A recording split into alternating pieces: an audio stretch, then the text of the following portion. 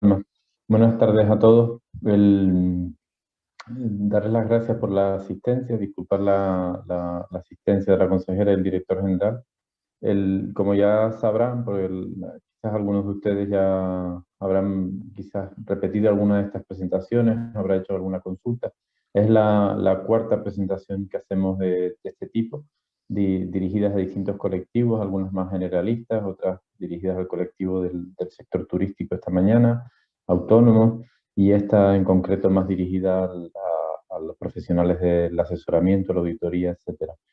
Dada la importancia de estas ayudas, que desde mi punto de vista creo que son las ayudas directas más importantes que se van a dar o se han dado en Canarias en mucho tiempo. Estamos hablando de 1.144 millones, de un total de 7.000 millones que se van a repartir en toda España. Canarias y Baleares tienen los importes más altos debido a la caída del PIB más pronunciada que han tenido estas dos comunidades autónomas, como saben, por las afecciones directas e indirectas que tiene el sector turístico y la caída de la llegada de turistas en los últimos meses en Canarias por culpa de la pandemia. Dado que es la cuarta presentación, muchos de ustedes ya habrán tenido oportunidad de hacer consultas, analizar los formularios. Desde ayer, día 15, se abrió el plazo de solicitudes hasta el 28 de julio. Vamos a intentar, en principio, ser lo más breves posible y dejar más tiempo para preguntas y respuestas. Esta mañana en el foro más dirigido al sector turístico, los asistentes incluso propusieron algún caso práctico que en la medida de lo posible pudimos resolver directamente con ejemplos numéricos.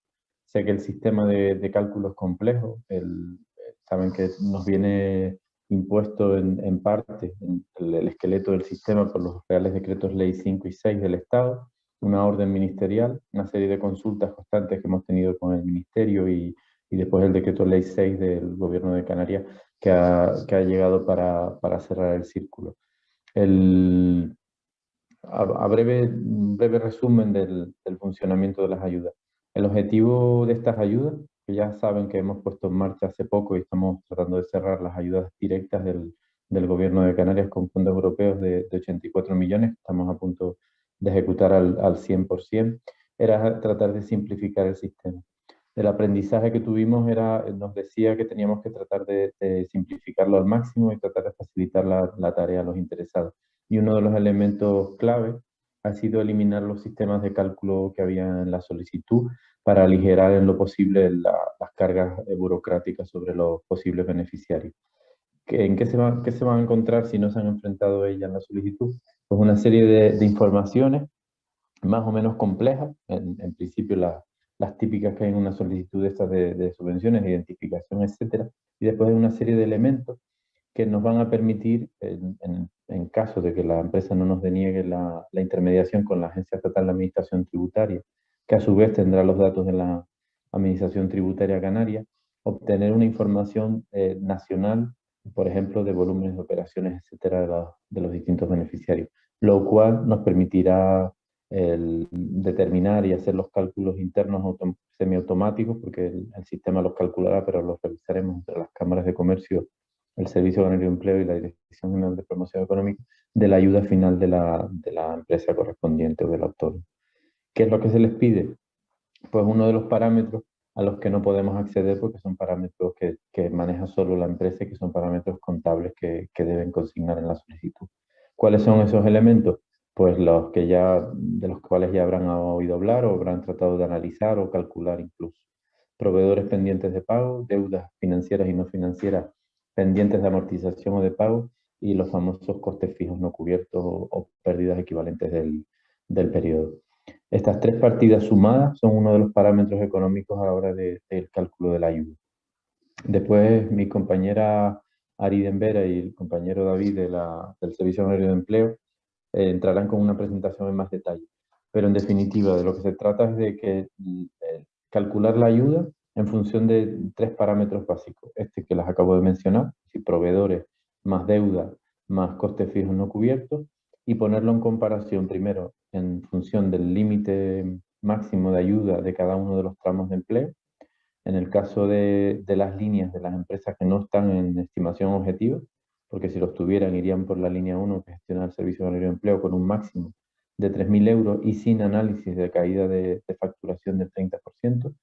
Como digo, si fueran por la línea 2, la de estimación directa, estaríamos hablando de un máximo de entre 0 y 10 trabajadores de 500.000 euros, de 10 a 50 de 1.800.000 y más de 50 de 5 millones de euros.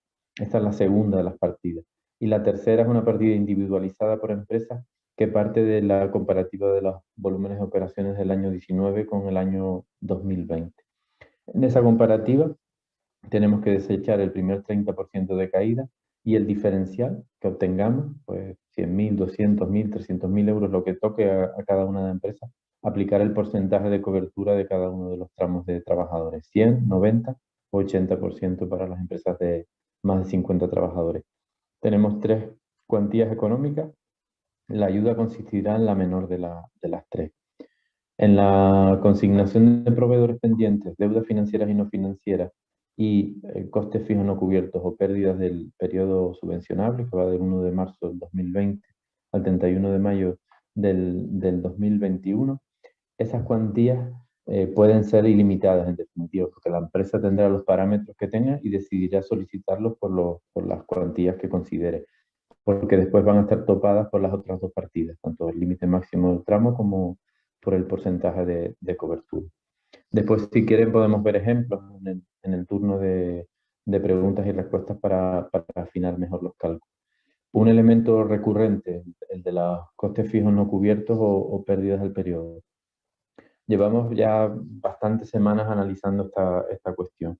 Es uno de los parámetros que nos permite subvencionar el marco nacional temporal. Sé que es complejo y que muchas empresas al enfrentarse con este concepto pues han tenido dificultades, dudas, etcétera, etcétera. Al enfrentarse con este concepto, lo primero que detectamos es que el concepto de coste fijo, coste variable, no es un concepto habitualmente utilizado en contabilidad porque en principio da un poco lo mismo que un coste sea fijo o variable. Desde un punto de vista de contabilidad de costes pues puede ser más interesante, pero son muy pocas las empresas que realizan estos cálculos de coste. Entrar a determinar o distinguir lo que es un coste fijo y un coste variable era una tarea prácticamente imposible. Si la empresa está completamente cerrada y con ingresos cero, pues podíamos llegar a la conclusión de que todos los costes que tiene esa empresa, porque ninguna empresa gasta un euro si no es necesario, son costes fijos. Y dado que no hay ingresos, pues también son costes fijos no cubiertos. Esto era una labor que era prácticamente imposible para el común de las empresas con una fecha tope de concesión que nos marcaba tanto el Estado como el marco temporal del 31 de diciembre de este año.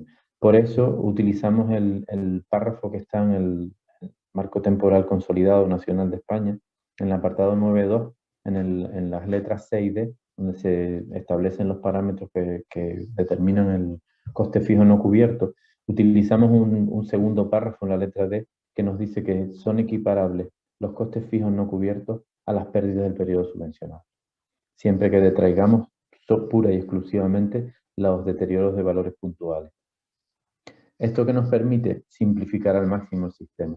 No podíamos estar discutiendo con las empresas que los auditores tuvieran que examinar si un coste era fijo o un coste variable. Costes de personal pueden ser fijos o variables. Si el personal se contrata y varía en función de la producción, eso es un coste variable. El personal que mantenga un hotel trabajando, a pesar de tenerlo cerrado, es un coste fijo. Eso es una labor pues, prácticamente imposible de determinar. Por eso, al equipararlo a las pérdidas, se simplificaba muchísimo el sistema. ¿Qué ocurre? Que como el sistema, el parámetro no es perfecto, pues lo que hace el marco temporal es establecer un índice corrector.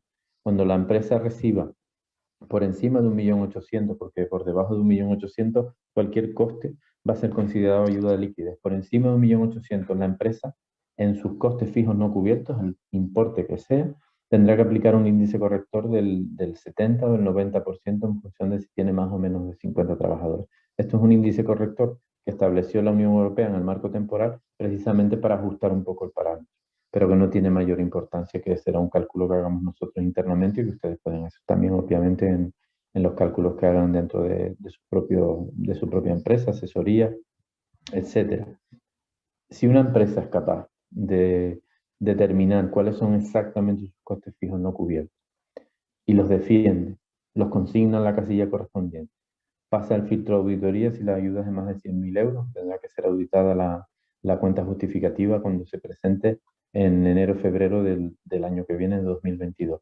Nosotros no vamos a poner ninguna pega, obviamente. Están en su derecho, el marco temporal lo admite, pero es un cálculo que para el común de las empresas va a ser muy difícil o prácticamente imposible de determinar, como les digo, que es un coste fijo cubierto o no cubierto. Son dos cosas muy complejas de determinar, y de ahí que probablemente el redactor del marco temporal, al ser consciente de esta problemática, estableció ese paralelismo entre las pérdidas y los costes fijos no cubiertos. Un simple ejemplo que les puede llevar a ver un poco, a entender cómo funciona esta equivalencia. Si cogen las cuentas, por ejemplo, de un hotel o de una empresa que haya estado cerrada durante todo este tiempo, que hay muchas que lo han estado, sobre todo en el sector turístico, y se fijan en las pérdidas acumuladas, son por una serie de costes que ha tenido que asumir la empresa sin tener posibilidad de tener ingresos para compensarlo. ¿Por qué ha tenido esos costes la empresa, esos gastos? Porque no tenía más remedio que asumir. Costes de mantenimiento, costes de electricidad, personal básico para mantener la vida, la energía basal de la empresa para poderla reabrir en cualquier momento. Esos costes, sin ingresos, no hay, como dice el marco temporal, contribución a beneficio. Si no hay contribución a beneficio, los costes fijos son costes que no podemos cubrir de ninguna manera. Ahí está claro, desde que la empresa empieza a tener actividad, ya es dificilísimo determinar lo que son costes fijos de costes variables y cuáles están cubiertos y cuáles no están cubiertos. De ahí la determinación de hacer la equivalencia y de utilizarla tal como nos permitía el marco nacional temporal, que lo pueden encontrar en Internet sin mayor dificultad en la página web del Ministerio de Economía. Yo sin más, después si quieren preguntas y respuestas podemos entrar en más detalles o en las cuestiones que consideren convenientes. Ahora ya, Alma, si te parece, le damos la palabra al siguiente ponente.